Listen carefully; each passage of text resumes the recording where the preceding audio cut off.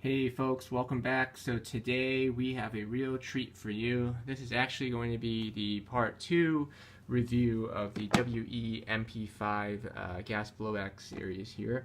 And today's going to be more of a shooting test in which we're going to, per your request, we're going to take doing some shooting performance evaluations and really get into how this gun really performs, at least on a basic level. And we're going to compare it to full auto on this gun. We'll do some full auto dumps here. And believe it or not, this Glock here, we're also going to do, this is a Stark Arms Glock with the full auto function. So we're going to kind of compare a little bit of the full auto features, the gas efficiency among all of them, and actually how the barrel length stacks up possibly in terms of accuracy. So with that, let's get to it. Alright folks, so we're going to get into the shooting test, but before we do that, a couple housekeeping things on the MP5. I mentioned this in the last video, but I think I forgot. As far as you getting this, you have to get them overseas. As far as I'm aware, I don't know of any places in the US that sells them, so you have to get them overseas. But there's no import fees or anything like that. You don't pay any customs. You just pay whatever they sell it to you at the store, which is just a sticker price really. So you don't have to worry about that. It's interesting though because when I bought it from one company, they shipped to me this one specifically. They shipped to me in multiple parts, saying it was restricted, and so they had to do it that way. Then I recently bought the gas blowback, the CO2 gas blowback MP5 version made by the company SRC, and that one they shipped us one whole package. So it's kind of weird. I don't really know what the deal behind that. Either way, you don't have to worry about any fees or anything like that. You just pay up front at the store and they'll send it to you. Now, the SRC version actually got here yesterday, and I missed the drop, and so now I have to drive all the way to Seattle, which is like 3 hours away from here, to pick it up. So next week, maybe I'll have a video with the MP5 as a CO2 version and see how it stacks up against the WE gas blowback version here. So with that, let's get into a little bit more of the functional test here. So just as a note, if you notice here, the select fire is on safe right now, right?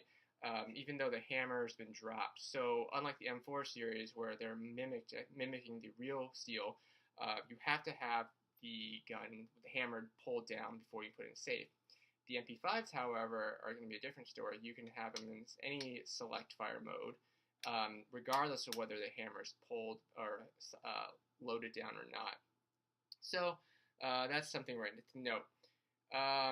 As far as the charging handle, I kind of briefly talked about it in the last video, how it's like made out of metal or steel of some sort, at least the bar right here. And it's a pretty durable component of the gun. A lot of folks will like slap it down, and the famous HK slap. And in the real steel, you have to do it because you need that momentum to strip around off the magazine. So in the Airsoft version, I guess you don't really have to worry about that, obviously. But you can still do it if you like. I think it's built pretty well, pretty rugged, so you can do that. I don't do it all the time, to be honest with you. A small release like that is sufficient to cycle the bolt forward. Now, occasionally, though, if you folks want a reason to slap it down, occasionally, I don't know if I can mimic it here, but occasionally, if you release the bolt slowly forward, sometimes it does get stuck in that rearward position. Sometimes, and you would have to basically try it again.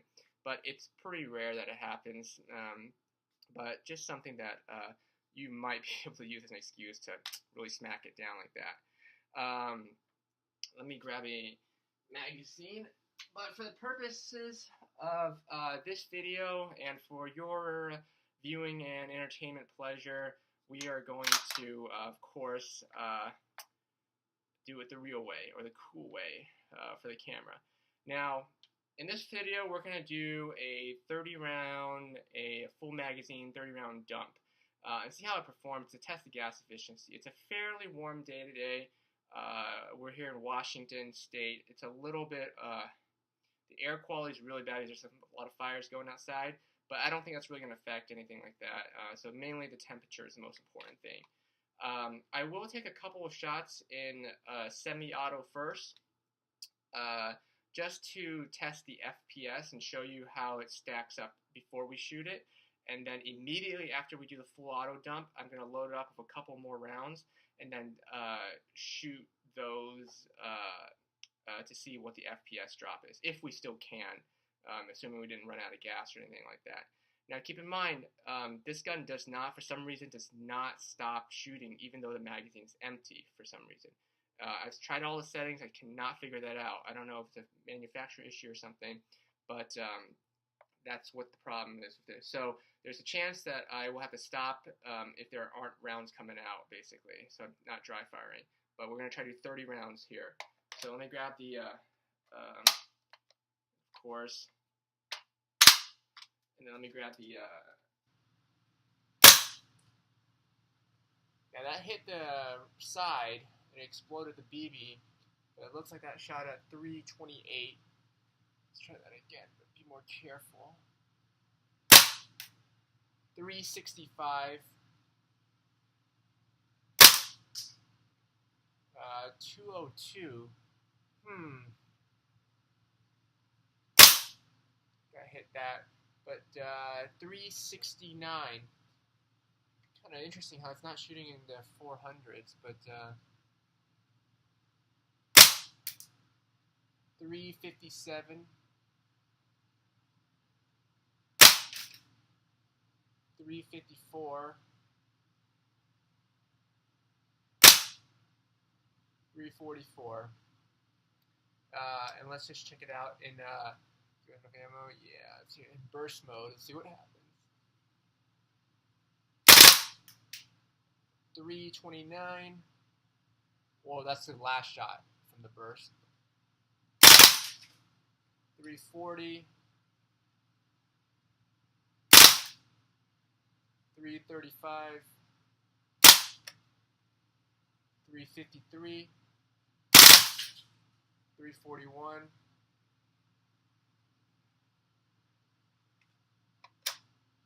I got 4 rounds left.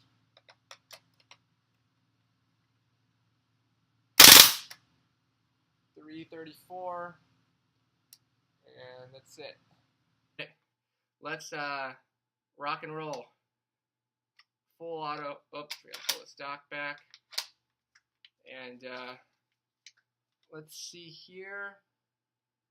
I'm shooting at a target about 35 feet away. So let's see how this performs. And I'm out. So let me try to load up a couple more rounds. So we'll load up a couple rounds and retest the FPS. 364, pretty good.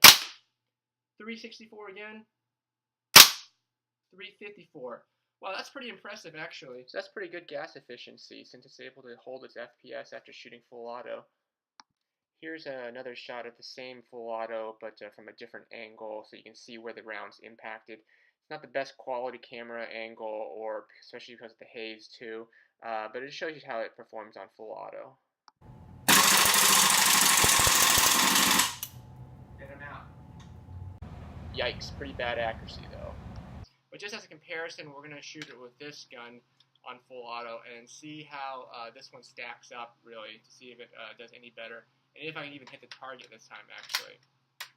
Same temperature as before, and we'll see how this one performs. Hopefully, I was kind of busy trying to get the gun in camera that I wasn't really looking at it, so hopefully this one I'll get a little better angle. Alright, let's try this one.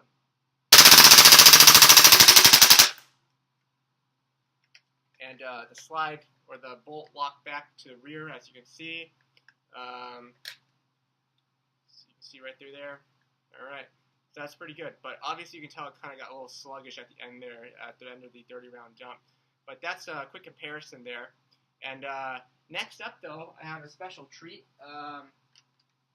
We will be testing the Stark Arms G19, the original one from back in like 2014 or 15, I can't remember. But this is the vintage model. and let's see how this thing stacks up on full auto. I'm using a 17 round Glock 17 magazine, by the way, in this.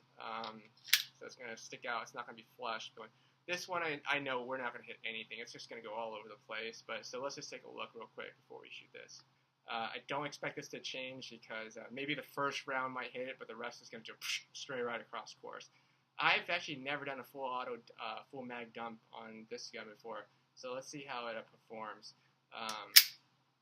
Let's see here. It's important to get it in frame too. That's what we all want. Alrighty. I'm aiming it right dead center at the target. Let's see how it shoots. 35 feet away.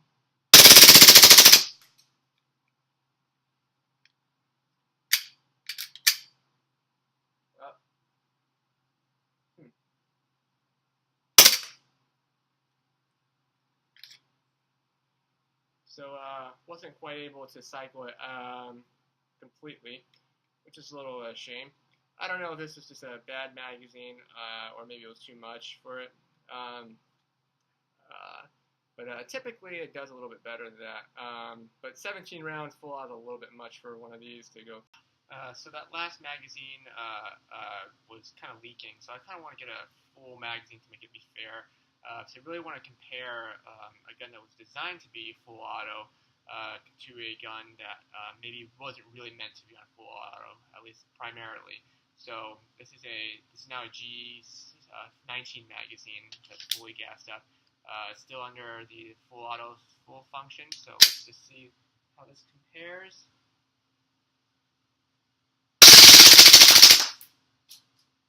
Alright, so look at that. It blew out the gas, emptied the mag. It did, but didn't quite lock back though.